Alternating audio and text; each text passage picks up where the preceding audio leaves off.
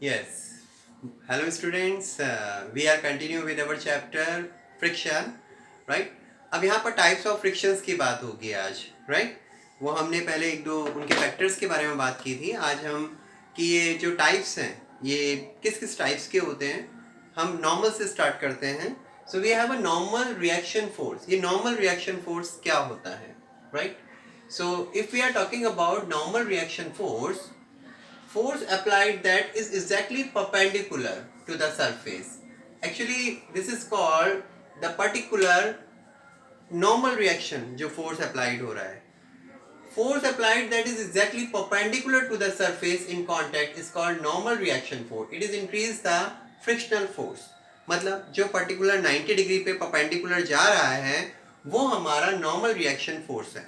Just keep remember about it. It's a very important thing कि हम किस चीज़ को कर रहे हैं नॉर्मल पॉइंट पे, वो हमारा जो परपेंडिकुलर है वो एक सिंपल हमारा नॉर्मल रिएक्शन फोर्स कहलाएगा।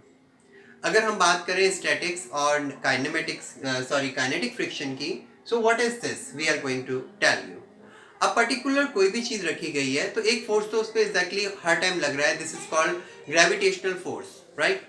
उसे हम फोर्स ऑफ ग्रेविटी भी कहते हैं।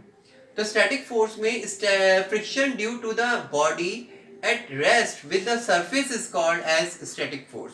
जो पर्टिकुलर एट रेस्ट पे फोर्स अप्लाइड हो रहा है that is the static force. अब इस डायग्राम में दिखाई दे रहा है कि स्टोन है, नॉर्मल फोर्स ऊपर की तरफ को दिखाई दे रहा है, ऊपर सरफेस पे यहां से फोर्स अप्लाइड हो रहा है। तो यू नो वेरी वेल कि जब हम फोर्स लगाते हैं एक होता है पुश और एक होता है पुल। अगर आप पुश कर रहे हो तो डेफिनेटली आप अपनी तरफ फोर्स लगा रहे हो, पुल कर रहे हो पुश कर रहे हो तो आप उसके अपोजिट में जा रहे हो, यानी कि उसे अंदर की तरफ खोल रहे हो। पुल मतलब अपनी तरफ खींच रहे हो। एक होता है पिक इट अप, उस चीज को उठा रहे हो, है ना? सो that is force of friction लगेगा इसके इस डायरेक्शन में अप्लाइड फोर्स। और force of gravity I told you that कि वो सरफेस के नीचे की तरफ को है जो उसे नीचे की तरफ अट्रैक्ट कर रही है। So that is this called static force. Just keep remember about it, right? If we are talking about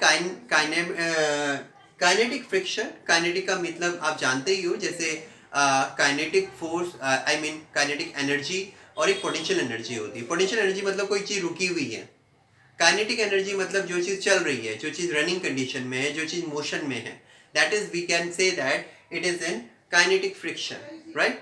So that is kinetic friction. The friction comes into play when objects are in motion is called kinetic friction. अगर हम यहाँ पर बात करें तो जो चीज़ motion में है, चल रही है, अब मैंने आपको बात की थी सरफेस की, अगर वो ढलान की तरफ को जा रही है तो वो काइनेटिक में आ रही है, तो इट मीन्स कि वो रनिंग पोजीशन में है। So that is the kinetic what friction, ठीक है?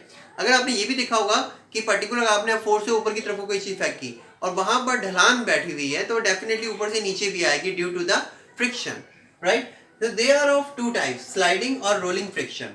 कई बार हम स्लाइडिंग देखते हैं, कई बार हम रोलिंग देखते हैं। आपने देखा होगा कई जगह पे सरफेस पे हम स्लाइड करते हैं, स्लाइड करती हुई जाती है, राइट? बर्फ पे देखा होगा स्लाइडिंग, तो वो भी वो क्या हो रहा है, सरफेस के स्मूथ सरफेस है तो स्लाइडिंग करनी बहुत आसान हो रही है। रोलिंग, अगर मैं आपने देखा होगा ट्रक से जो माल लोड हो रहा होता है या माल उसको ड्रॉप किया जा रहा है तो वो एक रोलिंग फ्रिक्शन के अकॉर्डिंग दिया जाता है। रोलिंग करने से क्या होता है कि वो रोल करता करता क्या होता है, फोर्स कम अप्लाई होता है और वो क्या होता है अपने अपने एक सरफेस के हिसाब से एक डिस्टेंस को कवर होके एक पोजीशन से दूसरी पोजीशन पे क्या वो पहुंच जाता है। सो दैट इज ये काइनेटिक में वो रनिंग पोजीशन पे होते हुए स्लाइडिंग और रोलिंग फ्रिक्शन के अकॉर्डिंग जाता है। कई बार तो ऐसा भी होगा ढलान है तो वहां ढलान के अकॉर्डिंग वो भी सरफेस में जाकर पर्टिकुलर हम देख सकते हैं कि उस फ्रिक्शन की वजह से वो कन्वर्ट हो जाता है। सो स्टूडेंट्स, आपने फ्रिक्शन में अभी इनके टाइप्स के बारे में देखा, नॉर्मल रिएक्शन, स्टैटिक्स और काइनेटिक्स के, right? You just note down and I hope you understand. अभी जैसे जैसे आपके नोट्स होते जाएंगे फिर इसके बाद हम वैसे ही इन सबको पर्टिकुलर इन जो एनसीईआरटी हमारे क्वेश्चन आंसर है हम इनको करेंगे, इसलिए इन टॉपिक्स को ध्यान से समझिए। If you are getting any problem you can contact me, you can call me, you can ask your problem on my WhatsApp number. Thank you very much.